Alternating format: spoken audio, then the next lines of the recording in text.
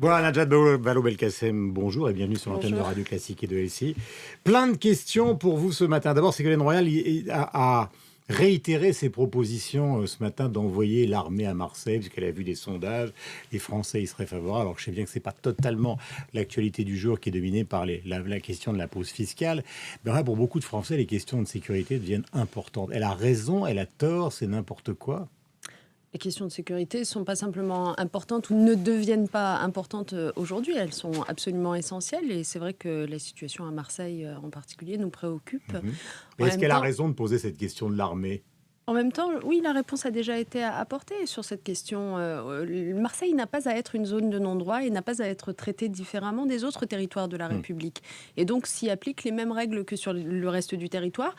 Renforcé, bien entendu, et c'est pour ça que nous avons créé 2 zones de sécurité prioritaires et mis des moyens supplémentaires dans cette ville, parce que c'est un endroit où les phénomènes de délinquance, de criminalité sont particulièrement poussés. Mais est-ce qu'il faut envisager le stade supérieur ? C'est ce qu'elle dit. Parce que c'est un élément de réflexion. Elle n'a pas dit « il faut le faire », elle a dit « c'est un élément de réflexion ».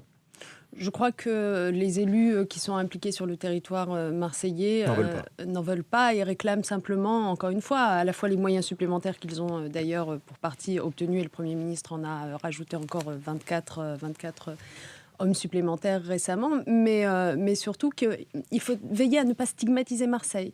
Oui, la criminalité y est importante. Non, elle n'est pas en augmentation cette année par rapport à l'année précédente ou à il y a 3 ans. Et donc, c'est une tendance qui est plutôt, en réalité, qui est plutôt à la baisse, même si on peut toujours déplorer le moindre mort et la moindre perte humaine.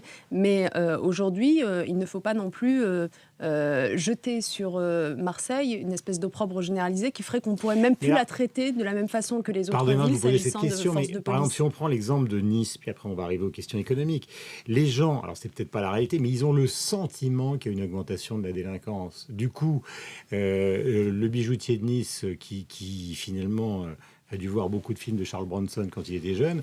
Effectivement, il s'est défendu, auto-défendu. L'enquête dira s'il a tiré dans le dos pendant la fuite ou pas, ce qui change tout à fait les choses.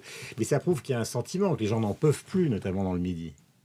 Alors, vous avez raison sur un point, c'est que souvent le ressenti importe autant que la réalité objective des faits. Mais du coup, les gens défouraillent. C'est-à-dire que c'est pas très... Mais précisément, parce que le ressenti importe autant que la réalité objective des faits, les pouvoirs publics doivent être là, non pas pour conforter un ressenti, en particulier lorsqu'il est contre-intuitif par rapport à la réalité. Ce que je vous dis est important. Les chiffres sont plutôt...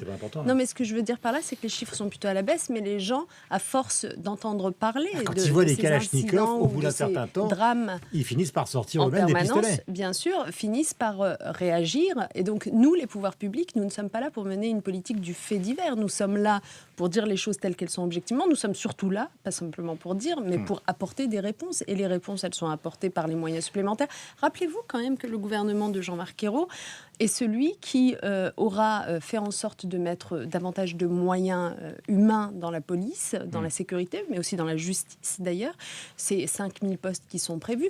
Ça n'est pas rien. Ça veut dire que nous mais faisons vous confirmez en ce sorte matin, par exemple, que la politique réponses. de Manuel Valls est une politique efficace, parce que le Figaro l'a mis en cause, des élus comme Christian Estrosi mettent ça en cause aussi, Hortefeux.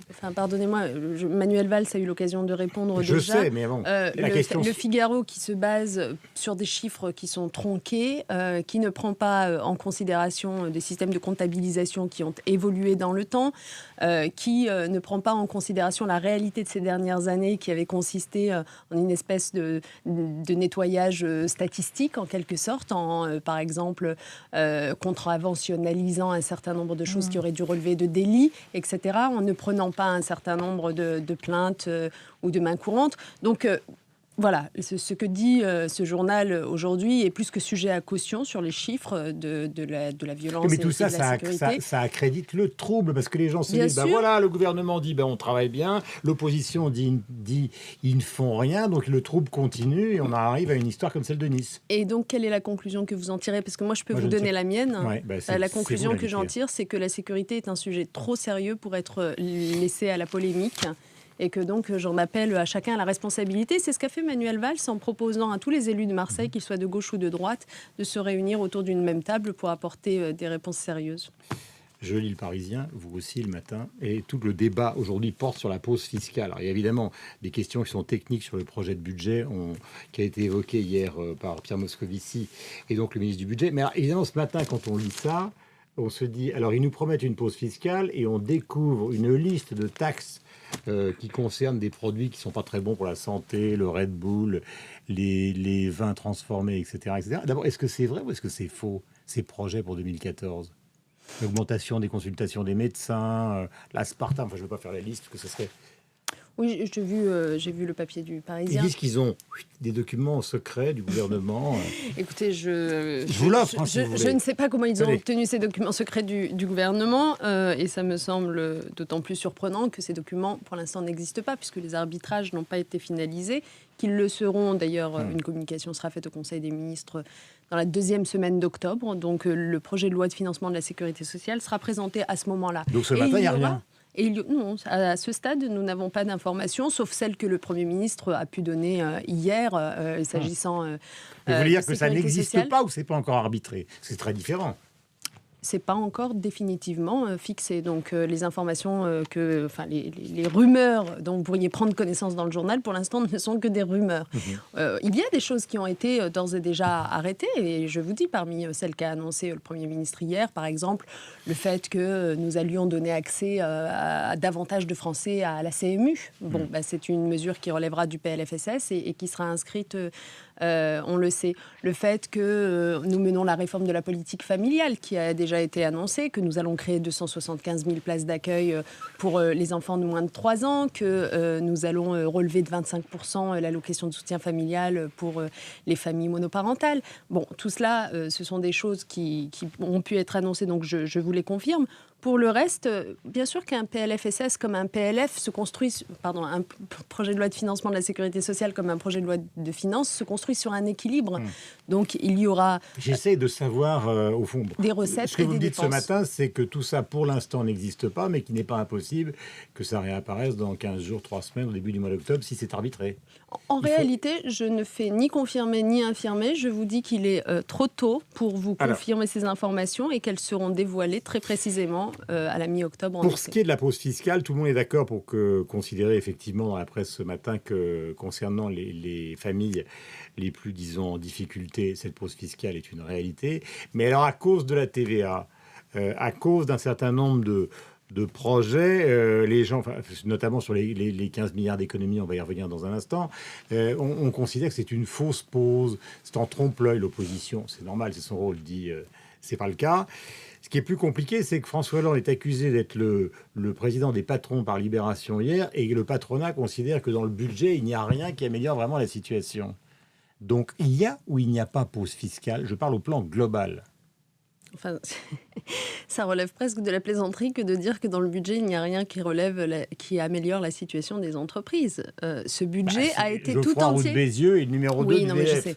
Non, mais d'abord, qui fait de la politique. Je vais reprendre l'ensemble des arguments que vous avez énoncés. D'abord, l'opposition critique donc l'augmentation de la TVA. Je vous rappelle que l'opposition s'apprêtait à faire passer la TVA, qui est actuellement à 19,6, à plus de 21,4%. C'est-à-dire que si ça avait été l'opposition qui était restée au pouvoir, aujourd'hui, les Français se retrouveraient depuis l'année 2013 à payer... Il ne le nie pas. Il considère qu'on ne peut pas annoncer la pause fiscale si par la TVA, on remet de la fiscalité. Ils n'ont pas nié l'existence de la TVA et des projets qu'ils avaient eux-mêmes. Ce qu'ils nient, c'est l'affichage. Ce qu'il nie, c'est l'affichage. Ce qu'il nie, c'est...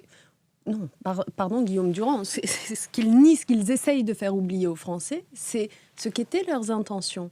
Leurs intentions, c'était d'augmenter considérablement la TVA, sans d'ailleurs faire de distinction, comme nous le faisons nous, entre la TVA sur les produits de première nécessité, parce que rappelez quand même que nous faisons en sorte que la TVA sur les produits de première nécessité, qui était à 5,5, elle baisse à 5, donc elle est réduite. Donc sans distinguer entre ce qui relève des produits de première nécessité, de la restauration ou encore des produits de luxe. Il ne faisait aucune distinction puisque le pouvoir d'achat des Français les intéressait assez faiblement. Nous faisons en sorte de bien distinguer et d'avoir une augmentation qui est toute relative puisqu'elle n'est que de 0,4 points. Alors, cette augmentation, à quoi elle sert précisément ? Elle sert à financer le crédit d'impôt compétitivité emploi. Le crédit d'impôt compétitivité emploi, c'est une réponse à votre question sur qu'est-ce que les entreprises gagnent dans ce budget. C'est 6% d'allègement sur la masse salariale des plus faibles salaires pour les entreprises. Mais pourquoi il dit ça ? Parce qu'il est dans l'opposition gratuite. C'est un chef d'entreprise, c'est pas un abruti. Oui, mais enfin...